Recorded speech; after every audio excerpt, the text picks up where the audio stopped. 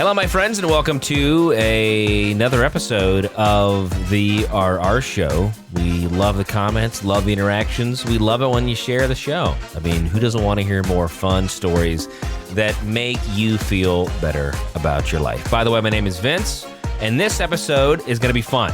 We got a bunch of different stories from the subreddit r/TIFU. So let's jump in right now. So, of course, this first story is from r/TIFU, and it's posted by user Doesn't Matter at All. Love that name. Doesn't Matter at All 03. And the post is titled TIFU, A Series of Poor Choices. NSFW. So, little background first. I, a 39-year-old male, am in a long-distance relationship with my girlfriend, 32-year-old female, and she's wonderful. I say long distance, but it's a 7-hour drive. She works for 3 weeks, then visits for a week, so it's not so bad. She's wonderful, but the time apart is relevant for this story. She's coming to visit, and well, the hair situation is a bit wild and could do with a bit of work. A general hedge trim of the equipment is in order, and spruce the place up a bit to make it guest ready. Which means I turn to a trusty hair removal product called Veet, available in my country. See, trying to guide a razor blade around corners down there has led to a few scratches. I don't want to discuss, so this product works great. It's a chemical cream which removes the hair. Downsides, it burns. But frankly, I'm made of stern stuff and have done this before, so onward we go. So I apply the cream. Await the 10 minutes, listening to some music to distract myself. Yes, it's burning, but whatever. 10 minutes are up. Open the shower door, turn on the tap. Nothing. No water. Panic fills my brain as I realize this situation. I've given myself chemical burns with this stuff before, but I'm a slow learner. Sources of water in my house? Urgent! Kettle! Kettle has water. Grab kettle, sprawl out in bath. Thankfully, the water is warm rather than giving myself third-degree burns in my unmentionables. Kettle water, not enough. Crap, water, need water. Burn levels on my delicates hits 8 to 10. Check fridge. There's a 2-liter bottle of fridge water. Grab that bottle. Sprawl in the bath again. This water is 3 degrees Celsius. It's difficult to describe the sensation. If you can imagine trying to have sex with a microwave in the middle of a blizzard, it would be close. It's a cold, hot burn. The water, still not enough. The cold has, however, soothed the fire that's ramping up again. It's not done anything for my thinking, however. Crap, need water. Kitchen is empty. Nothing. Look out the window. There is a shining moment where I notice something outside. The bird bath. It has water. Run outside. Take the top off the bird bath and place it on the bricks. Sit in the bird bath. Take a moment of contemplation to realize that I am in fact sitting in a bird bath outside. Yes, my neighbors, if they looked outside, would see me doing this. Doesn't matter. Rub furiously to get the cream off. A small sense of relief washes through me as all the cream is off. This is quickly replaced by a massive sense of shame to realize I'm a grown man, sitting nude in a bird bath in full view of my neighbors, if they looked my way. Scurry back inside, lying in bed, spread eagle, and by the sensitivity I can tell which direction the winds are blowing globally. Ridiculous chemical burns. I curse not all my life choices in this moment so much as the life choices of my ancestors that led me to this moment.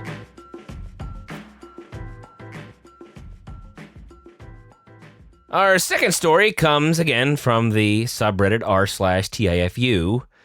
From the user, it's ya boy, Tom Toda. TIFU by falling asleep in the shower and flooding the hotel. I'm a 17-year-old student from the Netherlands, and I'm on a 5-day trip to Rome with school. Everything was great. I was exploring the city with my friends, eating out every day, and just having a lot of fun. Yesterday, me and my friends decided to play some drinking games and get a little messed up. It was a fun night, but I was irresponsible and drank way too much. When we went back to our room, I got quite sick. I was drunk and had to throw up. And I was dizzy. I could barely stand. I decided to get into the shower to clean myself up and maybe sober up a little. But I fell asleep for 4 hours. Nobody noticed that I was still in the shower until someone from a different room walked into the hallway and noticed that the floor was flooded.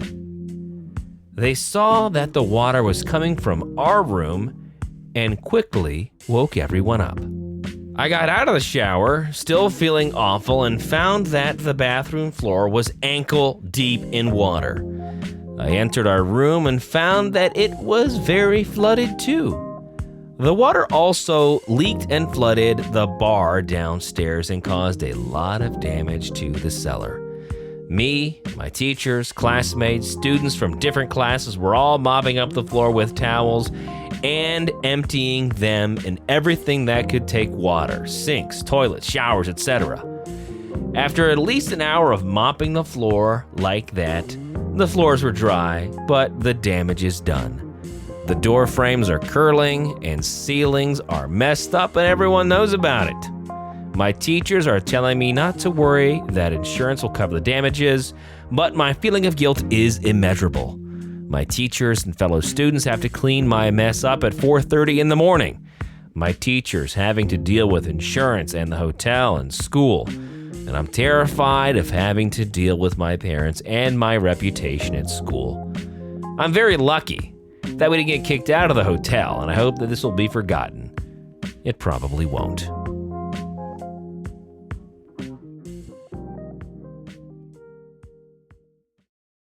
So our third story, again from r/TIFU, this one from user Kodamut. TIFU by thinking Jehovah's Witnesses weren't real. I know Jehovah's Witnesses exist, but I just didn't think these two were real. There's much more context to come. I live in a southern coastal city that does a lot of filming, and I work in the entertainment industry. About a year ago, I was on a set deck for a movie that was filming downtown.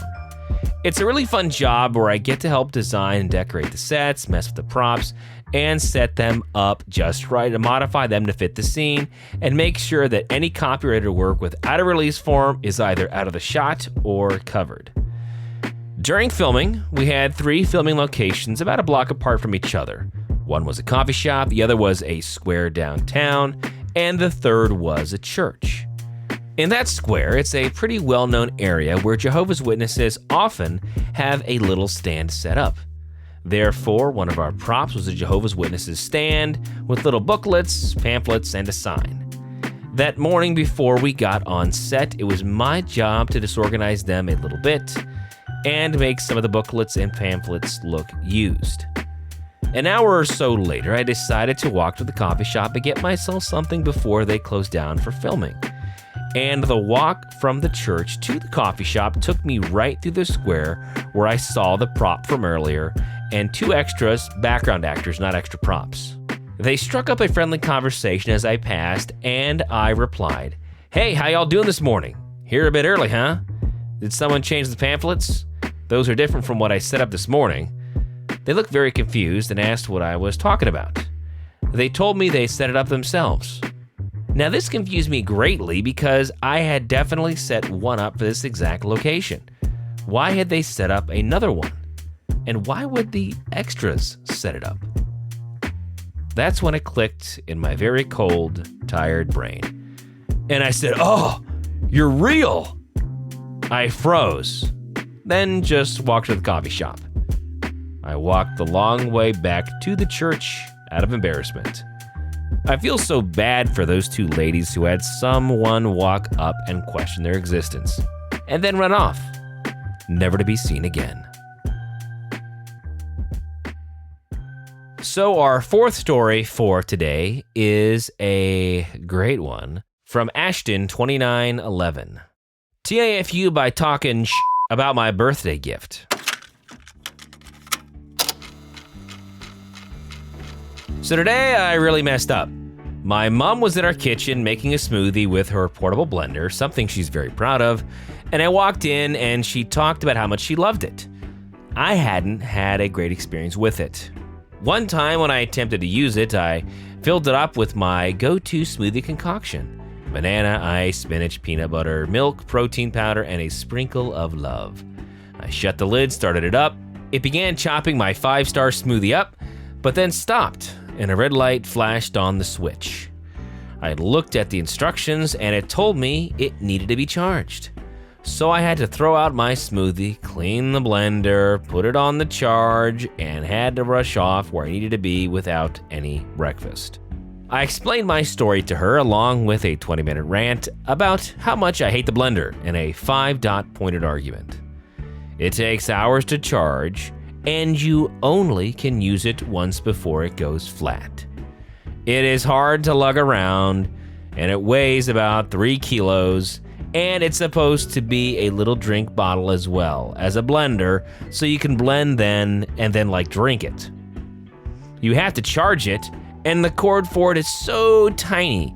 You have to put it on a stool because it is so short to rest on the bench, and charge it at the same time because my PowerPoint is high up.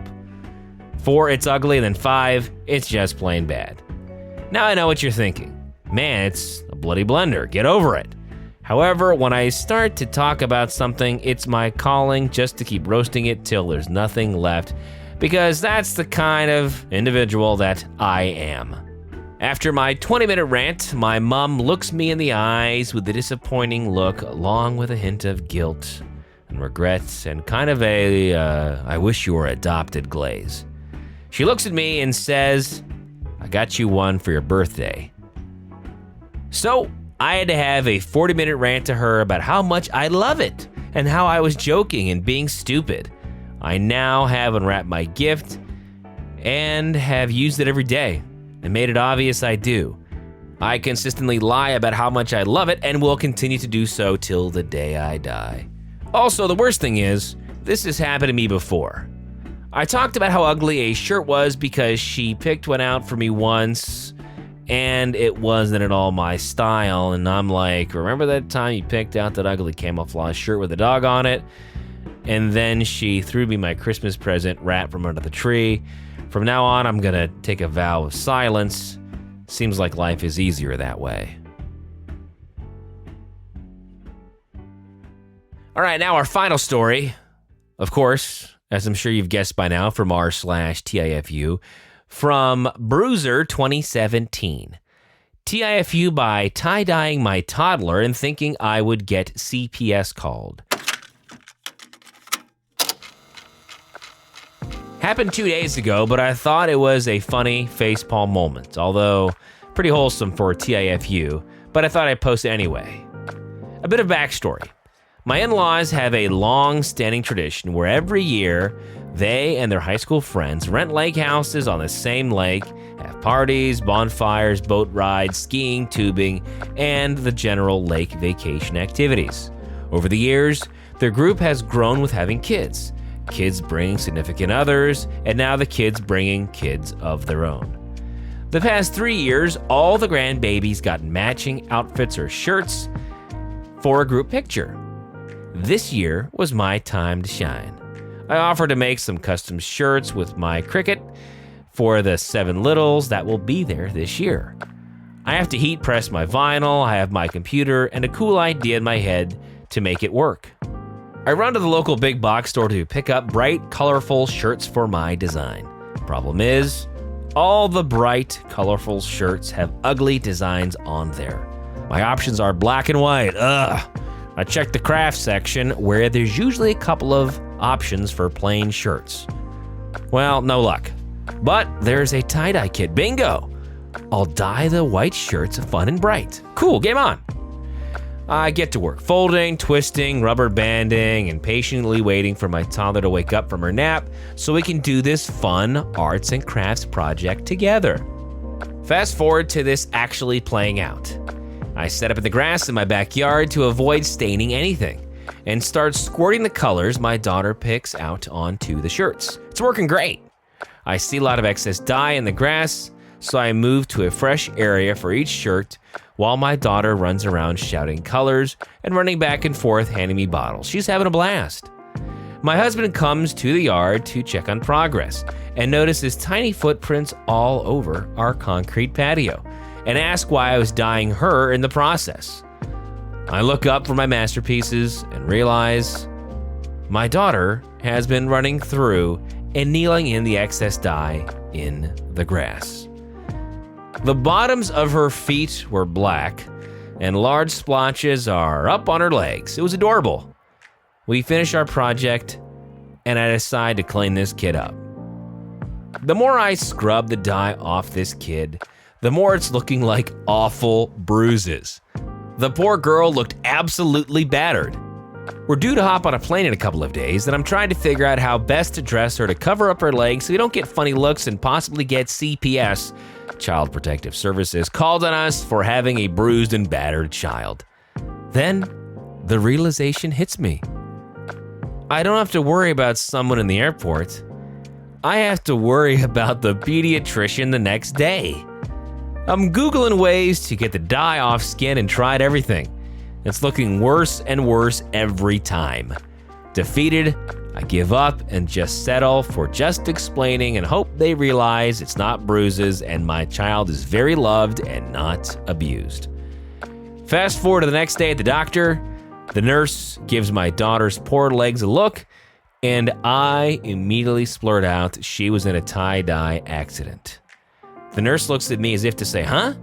And I tell her, before anything, I swear, it's not bruises. All over her legs and feet, we were tie-dyeing shirts, and she decided to play in the work area, resulting in her legs looking like that.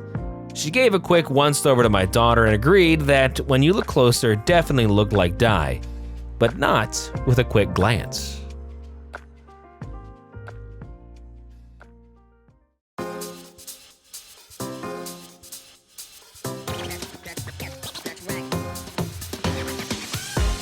So thanks for being with us. The RR Show is a production of Evergreen Podcasts and Wessler Media.